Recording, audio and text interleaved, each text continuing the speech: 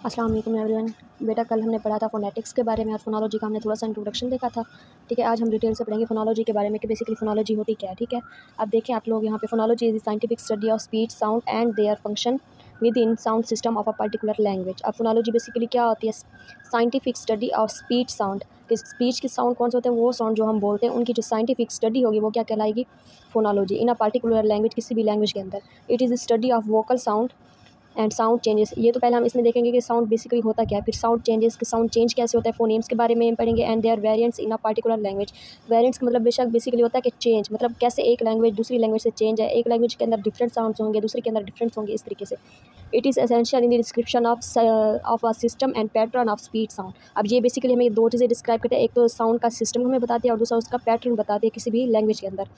It concern with the abstract और mental aspect of sound. Abstract और mental aspect of sound, इसका मतलब होता है कि जो हमारे माइंड के अंदर जो साउंड है, हम जो चीज़ बोलते हैं, बोलने से पहले हमारे माइंड के अंदर जो चीज़ होती है उसके बारे में ये हमें बताएगा। ठीक है, फिर उसके बाद नीचे इसकी कुछ डेफिनेशन दी गई है, इनमें से आप 2 या 3 कर लोगे।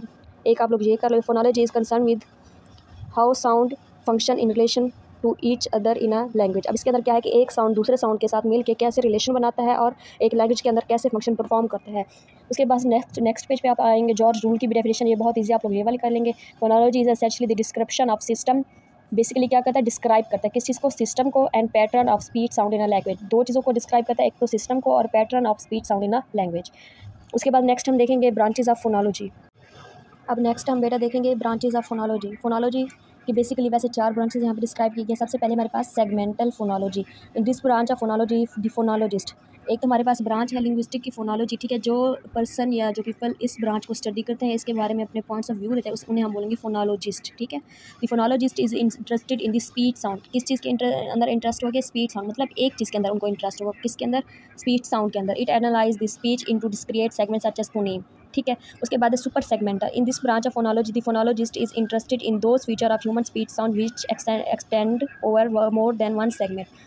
सेगमेंटल के अंदर क्या था? एक सेगमेंट के बारे में, स्पीच साउंड के बारे में। सुपर सेगमेंटल के अंदर क्या है? मोर देन वन सेगमेंट, यानी एक सेगमेंट से ज़्यादा चीज़ों पे फोकस करेंगे। फॉर एग्जांपल स्ट्रेस पे फोकस करेंगे, पिच पे करेंगे, रिदम पे करेंगे, इंटोनेशन पे करेंगे। ठीक है, उसके बाद है, वैसे अमूमन इसका डिफरेंस आता है, difference between segmental and super segmental. फिर आता है डाइक्रॉनिक एंड सिंक्रॉनिक, इन दोनों के दरमियान डिफरेंस बताएं। ठीक है, अब हमारे पास थर्ड वन जो है वो हमारे पास diachronic phonology. In this branch of phonology the phonology studies the patterns of sound changes in the history of language. इसके अंदर क्या है कि जो फोनोलॉजिस्ट है वो स्टडी करता है कि एक साउंड अगर 4 साल पहले या कुछ सदी पहले या कुछ इतने साल पहले ऐसे बोला जाता था या ऐसे लिखा जाता था, तो 5 साल बाद, 10 साल बाद अब वो कैसे बोला जाता है या कैसे लिखा जाता है, यानी टाइम पीरियड को, हिस्ट्री को देख के स्टडी करते हैं वर्ड्स की। ठीक है, उसके बाद सिंक्रोनिक। इसके अंदर क्या होगा? This branch studies sound pattern regardless of their process of historical change.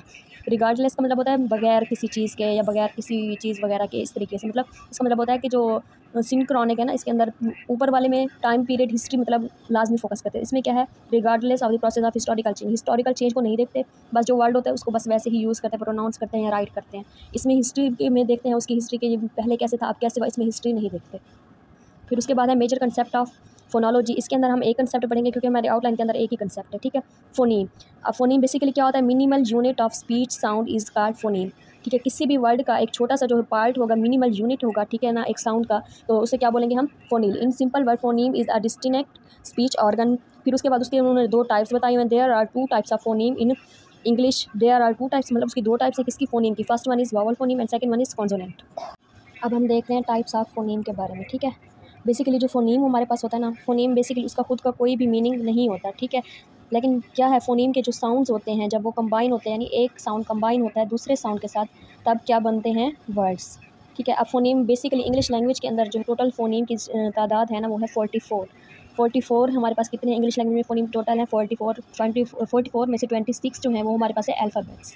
Alphabets आपको पता है जिसे हम बोलते हैं ABC। ठीक है, अब 26 हो गया अल्फ़ाबेट। अब बाकी यहाँ पे तो 44 है, ये 26 है। बाकी चीज़ें क्या होगी? इन अल्फ़ाबेट्स को उन्होंने डिवाइड किया है 2 टाइप्स के अंदर।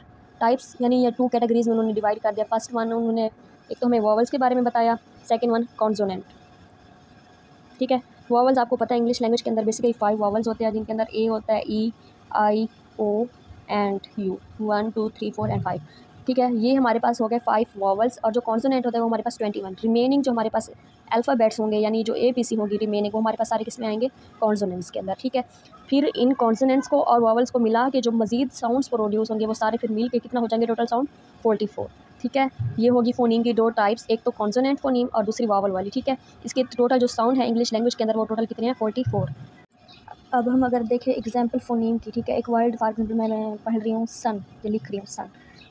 अब मैं प्रोनाउंस कर रही हूँ द वर्ड सन। अब हमें प्रोनाउंसिएशन से भी पता चल रहा है इसके अंदर बेसिकली 3 साउंड्स आ रहे हैं। एक तो हमारे पास एस का साउंड हो गया, सेकंड साउंड जो हमारे पास होगा यू का, एंड थर्ड जो साउंड होगा वो हमारे पास एन का। अब ये जो अलग अलग साउंड है, ये एक फ़ोनीम है, ये सेकंड फ़ोनीम है, ये थर्ड फ़ोनीम है। अब ये सारे फ़ोनीम जो मिनिमल यूनिट्स हैं, ये जो सब मिल जाएंगे तो फिर क्या बनाएंगे, ये एक वर्ड।